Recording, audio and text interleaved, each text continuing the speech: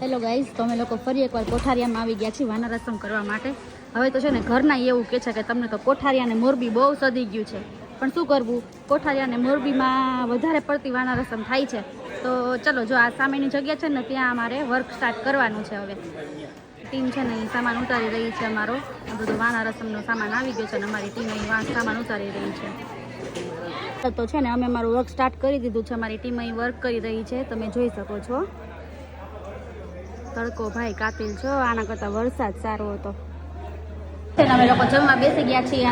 ઘર જણી બહુ સારા હતા. ધરાહાર અમને એમ કીધું કે જમી લો એટલે અમે લોકો હવે જમવા બેસી ગયા છીએ. જમી કરીને છે ને અમે પાછા વર્ક ઉપર લાગી ગયા છીએ. જો લગભગ હવે અડધી કલાકમાં રેડી થઈ જશે બધું. તો ફાઇનલી સોરઠિયા ફેમિલીને ત્યાં અમે આજે આખું વાના રસમ પૂરું કરી દીધું છે, જે છે કોઠારિયા ગામ. જો બતાવું.